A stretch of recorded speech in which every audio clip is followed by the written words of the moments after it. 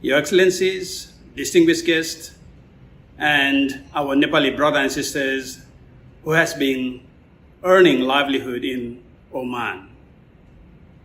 You are far away from your country, the country where Buddha was born, the country where we are proud of being the founder, the instigator of the world peace.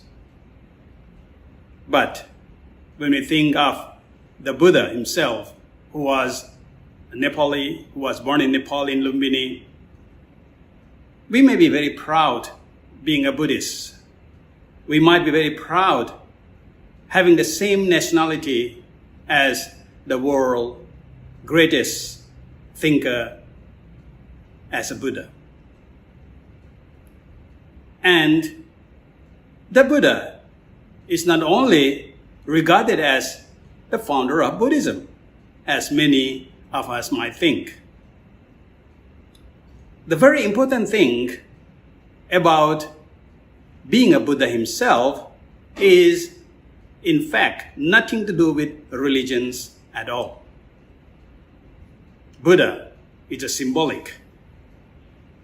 Buddha is a symbolic achievement that every one of us can achieve. The same achievement just as Prince Siddhartha of Nepal achieved as the world religious founder called Buddha. As I said, Buddha might be nothing to do with religion because the Buddha Jayanti or the Vesak Day, which His Excellencies kindly organized for all our brother and sister living in Oman, which His Excellency kindly organized Buddha Jayanti for all of us who have been earning our livelihood in hardship in Oman. This is not just only festival in a sense. We might think that it is the Nepalese embassy who is doing this favor. In fact, many countries around the world, be a Buddhist or Buddhist alike, or even a non-Buddhist, they all celebrate Buddha Jayanti, Vaisakha Puja Day in Thailand or Vesak Day internationally. You might heard that since 1999, it was the General Assembly of United Nations who recognized the Vesak Day as International Day of Vesak or United Nations Day of Vesak, which means that regardless of religious affiliation, everyone in this world, all UN-related regional offices are requested, allowed to celebrate the Vesak Day in their own offices. It is not only for Buddhists anymore. It has been celebrated as an international or world festival per se. Therefore, we might be able to see the importance of the Buddha's birth in that sense. We might think that Buddha's birth is only important for Buddhists, but these days, in this modern age, what we see that the Buddha's message is universal. And the Buddha's message, what we call Dharma, is so appealing to the modern world that even the scientific world is very appreciative of these messages of the Buddha who was born in Nepal. So, I am very thankful for His Excellency who find this opportunity to at least come together to remind, to think of our great man, a Nepali prince, the Buddha, today. It was on full moon day of May or full moon day of Vesak month was very important day about 2,600 years ago.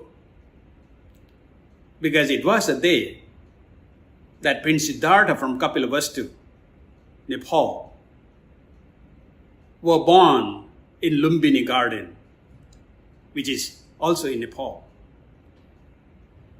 It was on the full moon day of May that Prince Siddhartha appeared in this world as a human, just like any one of us in Lumbini Garden. And then on the same day, after the 35 years of his searching, wandering around, trying to find the truth, living all his luxuries in the palace, and finally at the age of 35, he was transformed. His idea was totally transformed to become the Buddha. Buddha means awakened one. Buddha means someone who really see as they really are. He is transformed from being a Buddha to being a Buddha. It was at his age of 35. After that, he has been wandering around everywhere, every corner, every directions, what his body, his physical strength allowed him to go, and spread all his ideas, his understanding of the world, especially his understanding of how we can overcome the miserable state of our mind and our life. For 45 years, he was going every directions from Lumbini, Nepal. And then finally, for 45 years, he has been teaching non-stop for 45 years. And at the age of 80, again on the same full moon day of Vesak month, he passed away, he died. But he died with a legacy. He left all the legacies of his teaching to us. Therefore, this is a triple symbolic life of Buddha's occurrence. It's called Buddha Jayanti. Although the Buddha Jayanti refers only the birth of the Buddha, but in fact, it is a birth of his enlightenment, the Buddha himself. So it is although Buddha Jayanti, although it is about the birth of Buddha, we are relating here as the birth of Siddhartha at Lumbini. And the birth of the Buddha, one who is enlightened at the Bodh Gaya, at the age of 35. And after that, at the age of 80s, when he left his legacy for all worldling, just like us, that is the birth of the proper Buddhism again. So, the Vaisakha Purnima, or Buddha Jayanti, or Vesak Day, is very important in a sense that it is a thrice symbolic appearance in the world. The birth of Prince Siddhartha, a man just like us, and showing that a normal man like us can achieve the highest knowledge that is called Buddha. And those highest knowledge is so practicable that everyone on the earth, every walks of life can practice to achieve the same achievement, that is the awakening of every individual.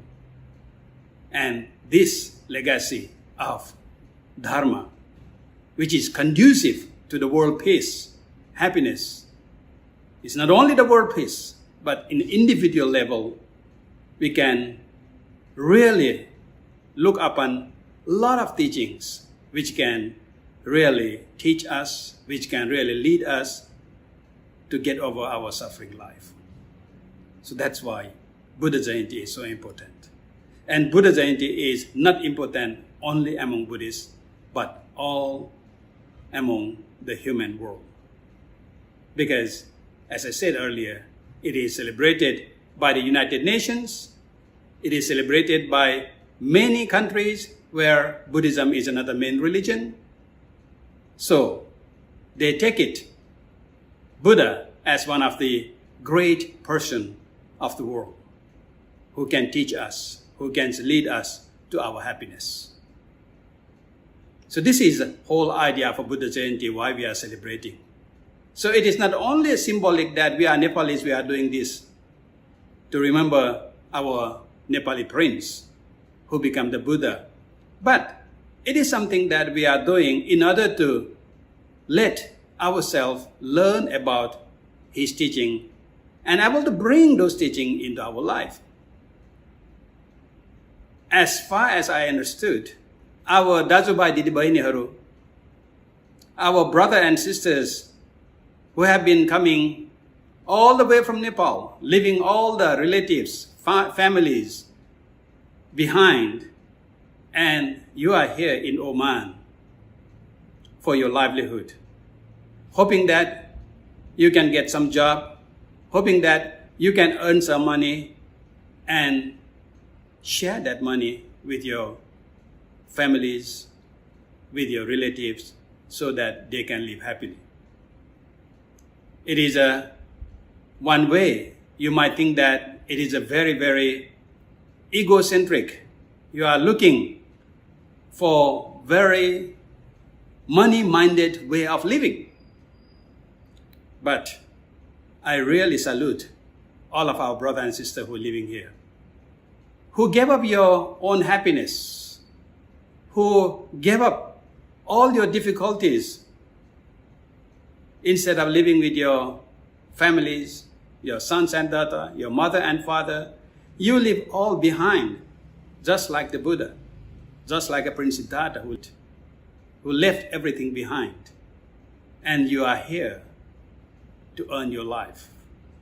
And whatever you earn, you are not using for yourself alone, but you are sharing all your abundance with your families, with your wife, with your children, with your mother and father.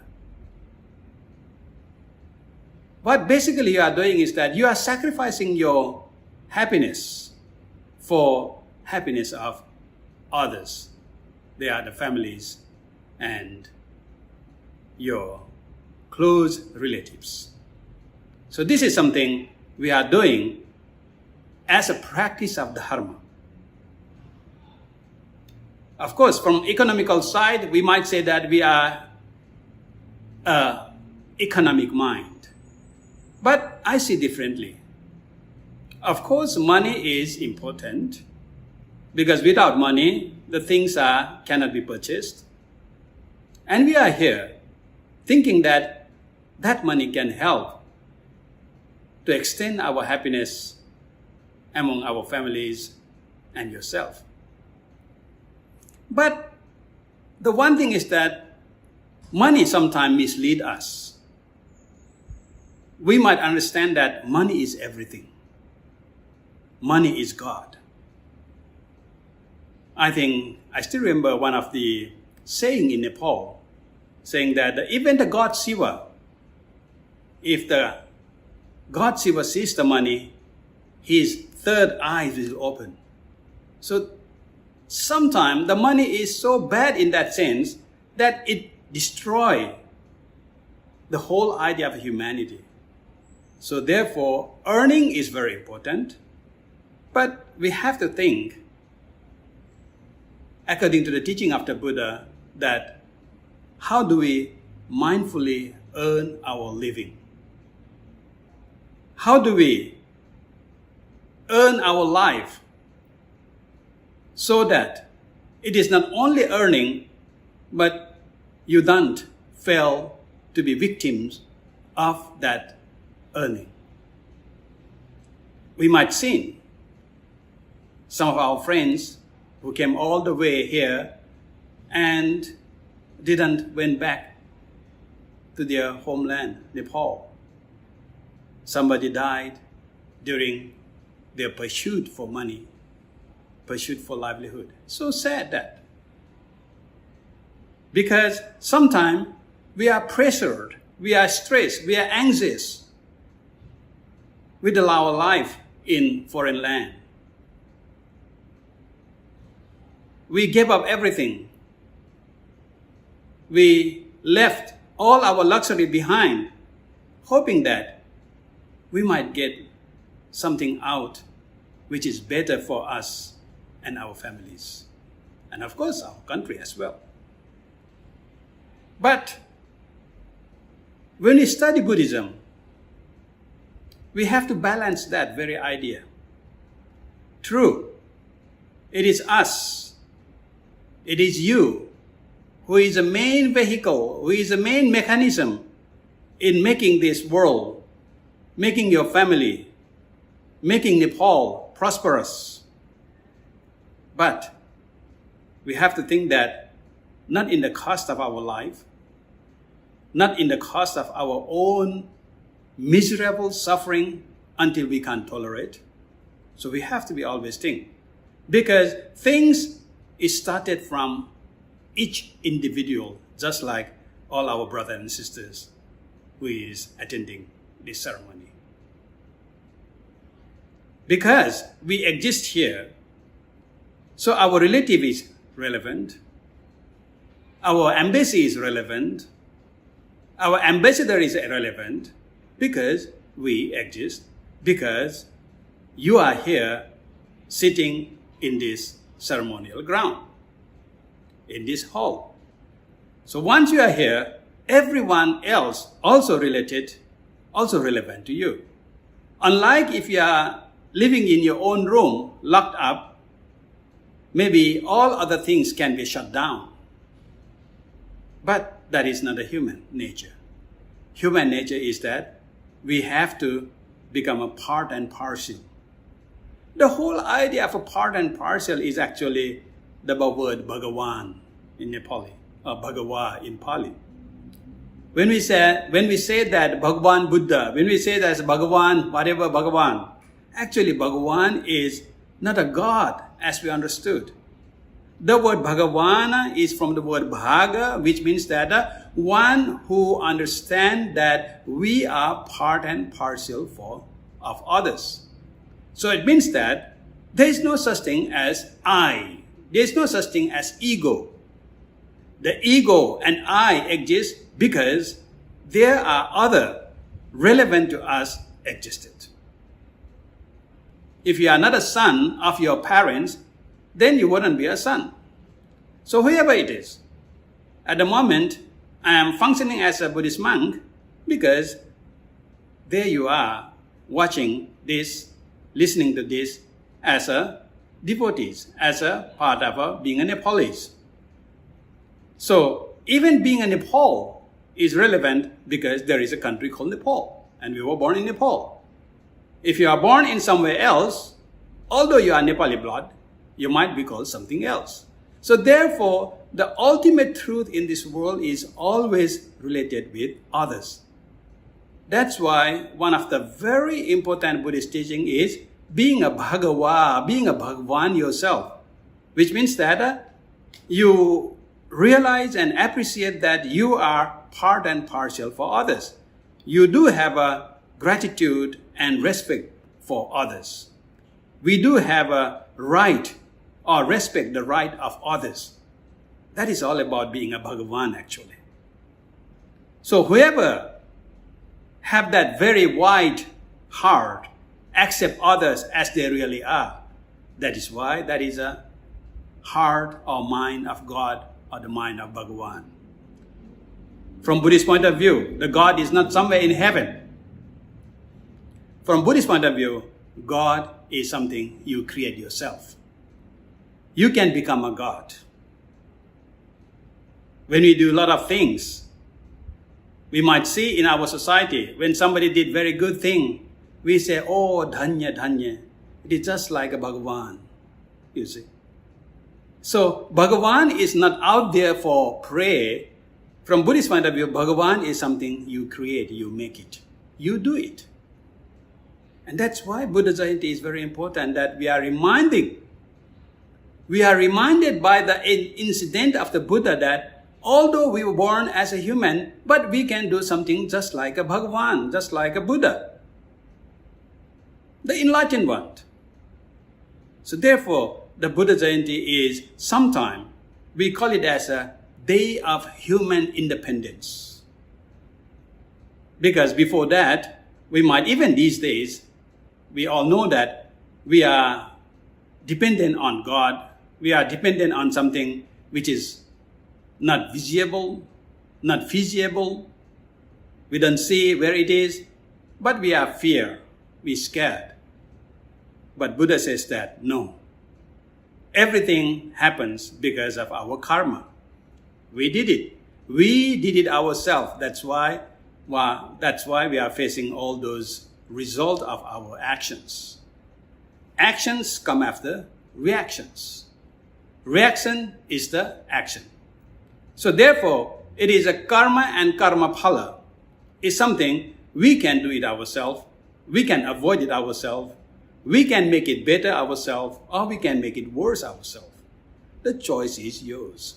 That is Buddha's independence, which gave on the Buddha Jayanti the symbolic idea of the Buddha's birth. Therefore, how we choose or how we practice that independence is called dharma. I guess in your case, I'm sure that you are very anxious. You are very stressed out in your job, in your way of finding the money, in your earning your livelihood. Of course, anxious or anxiety become part of who we are when we work hard. In fact, if you understand the anxiety, where it comes from, it is very easy to deal with that. Because anxiety or anxious is the result of our expectation. One of the Buddha's idea, one of the Buddha's teaching is say that Buddha asks us to live at present. Or the more better word is to be mindful or mindfulness. To be at present. Because in generally, we love to live at the past. Or we love to live in the future. So whatever happened, you are always saying that, oh, I shouldn't say that, I should not have done that, I should not, been there, I should not go there. So everything has already passed. There's nothing can be changed. But you are very anxious. You are worrying about something which cannot be changed. And that is a cause of anxiety. Another cause of anxiety, again beyond your own capacity to control over it. That is to think about future. If I will earn this amount of money, I can do that. If I can do, if I am there, I can do that. If I am there, I will have, marry this girl or that boy, whatever it is. You are always thinking which is unthinkable of the future, which is not there yet. So these are the cause of anxiety. So that's why you are stressed out, because you forget to live in present. You are always indulged with the past or future which is beyond your control.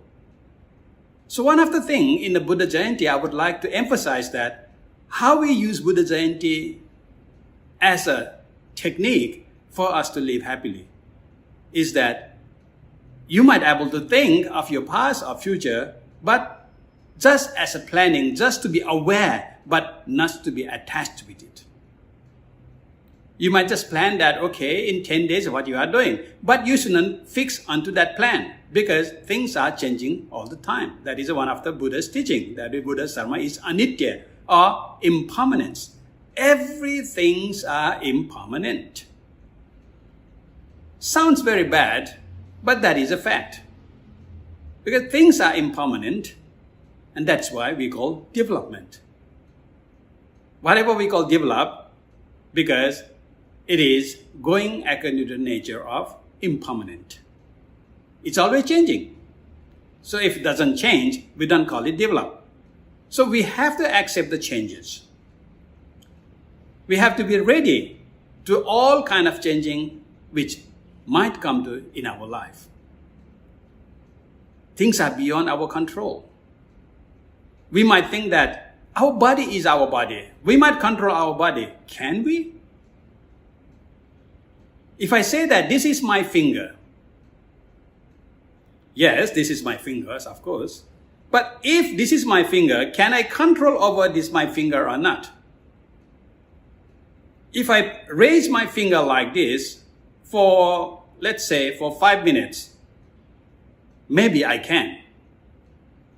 But if I ask that, let it extend to 10 minutes, can you keep your hand, your finger straight like this for 10 minutes consecutively? Then you find that it is not possible. So what about 1 hour? What about 2 hours? What about next day? What about next month? What about next year? So by nature, things are always impermanent. And if you are still holding on to this, if you say that, I like my glass, this one so much, this is very, very beneficial, this is very, very practical. But if I hold on to this like this for 5 minutes, might be I can hold it. If I have to hold it like this for 10 minutes, I'm not sure whether I can hold it for that long or not. What about 1 month, 2 months? If I'm holding, what happened? I'm become a stupid monk because I don't know how to let go. I'm clinging onto it. And then by the action of clinging, I'm suffering of that. So Buddha's simple idea is that things are changing and we have to change accordingly. So once we change accordingly, we don't feel that we are painful. We don't feel that we are anxious because whatever change, we change accordingly. Basically, we are always adaptable to the surroundings. So that is one very practical technique which Buddha gave us, that to live in present mindfully. If you live in the present mindfully, so you have to think, okay, what I'm doing now. At the moment, you are listening to me. So listening carefully. Put all your concentration on this listening. Put your concentration on this watching this. But if you are thinking of your work, if you are thinking of your relative, if you are thinking of your wife, have sons and daughter or husband, my voice get into the ears, but not the essence. It's just only the noise. In order to get essence, you have to be mindful and be at the present. So once you be at the present, all our anxiety just gone away because it cannot penetrate to your mind. So therefore, very important message the Buddha gave on the Buddha Jayanti is that be mindful in your daily living. Whatever you do, whatever your function, do it mindfully, do it carefully, do it your good intentions that you are not doing for yourself alone, but you are doing for this whole world. You are doing for your family, you are doing for others. Once you are able to open your mind and then accept whatever the situations going around, you become adaptable to the things, then that is what we call happiness arise. Sukha, in our language, happiness, is very different from the Western happiness. In Western happiness, it is always a pursuit for happiness, which means that you have to always go and find pursuit. You have always trying to find it. If there's a new phone, new model, you go and find, hoping that that will bring you happiness. If you have a new bag, if you have a new dress, you go and buy it and hoping that that will bring you happiness. But there is many research which researchers has completed, which has done. The result was that money is not important for happiness at all. Money is what will give us misery in our life. Because money is a tools, but if you use that tools in the wrong way, it gives us bad result than beneficial. Therefore, when we think that money matters, but not ultimately. Money matters, but temporarily. So we have to understand that. So once you use that And instead of pursuing for your own benefit, but adjust yourself. Sukha and dukkha, in fact, is the same word. Su and du is a prefix. The word kha behind is a root word of toleration or patience. So if you can tolerate easily, that is called sukha. And if you cannot tolerate, that is called dukkha. If you can adapt easily, that is called sukha. But if you cannot adapt, it is called dukkha. So I sometimes translate that sukha and dukkha as dis, this, that's ease. This is become a dukkha, and ease is a sukha. So take it easy. Life is very short. You are here to earn your money. Work hard, of course, with mindfully, but not clinging on, not attaching on so much that you miss all other points. Always think that you have someone behind who is living in Nepal you are working for. Think of your heart, think of your mind.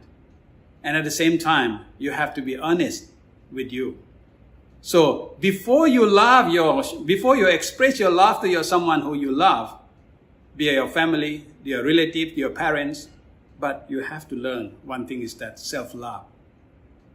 You should respect yourself also. You have to look after yourself also. You are alone in this foreign land. There is no one who can take care of you. So you have to be taken care by yourself so that your energy, so that your intentions, so that your effort benefit both yourself and your families, your relatives back in home in Nepal. So therefore, the whole idea of the community is very, very important in Buddhism. So we do things not for ourselves alone, but for the sake of community. Therefore, I would say that whole idea of Buddha Jayanti is just that. When Buddha was born as a Prince Siddhartha in Lumbini, that is showing that the greatest man in the world doesn't have to be any god. Has to be a normal human being just like us. But with his effort, but with our effort, we can transform from being a normal human to be somebody who is beneficial to your families and to the world. How? By understanding the nature, the dharma. By understanding our mind, by understanding yourself. That is a bodhijnana, that is the enlightenment of the Vesak Purnima. And of course, at the age of 80, when he left this world, when he died, he said that there's no point of worshipping me as a Buddha, but all those teachings will be your God, will be your Buddha. So practice those teachings and you become a Buddha yourself too. So therefore, when he left his legacy for all the community at his death. Therefore, Buddha Jayanti is sometimes I see is that it is the Buddha, Dharma, and Sangha. We are familiar with the song Buddhang Saranang Gacchami, Dhammang Saranang Gacchami, Sanghang Saranang Gacchami. That is the very essence of Vesak Purnima. Because Buddhang Saranang Gacchami, I take refuge to the Buddha. I take Buddha as our guideline. Then I take Dharma as my guideline. Is that the principles which make us somebody, which make us a human, one who is able to think for yourself. Human, Manushya. Always be understood that Manushya means that the Mana Usaya, the one who has a creative mind, is someone called Manushya. So be a true Manushya who is always have this creativity of your mind. That is through the practice of principle that is called Dharma. Be a mindfulness, be a the smriti, be a samadhi, be a any patience, be a satya, whatever you call it, all the Buddhist teachings has to be practiced, the principle. So I take those principles, the Dharma, as my guideline. And Sangha means that we are living in a compassionate society. We have to be in a compassionate society because we can't live together. We can't live alone. As a human, we are bound to live together with others. We have to rely on help of others. That's why the Sangha is so important. And that's why when he died, he left everything on to the Sangha. So that is called Vaisakha Purnima, or the Buddha Jayanti is equally important to think of the Buddha, Dharma and Sangha. So to put it even simply, I would say that the Buddha Jayanti is the ABC of Buddhism itself. Why I'm saying that? Because A means that awakening. So it is a day that Buddha awakened, Buddha appeared in this world. And then it is a day that we should awaken ourselves too. How do you awake? With a B. B is what? B is balance.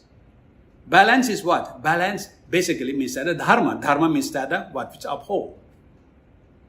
So when we have that dharma as a balance, and we can live compassionately with the community that is a Sangha, or that is a C community.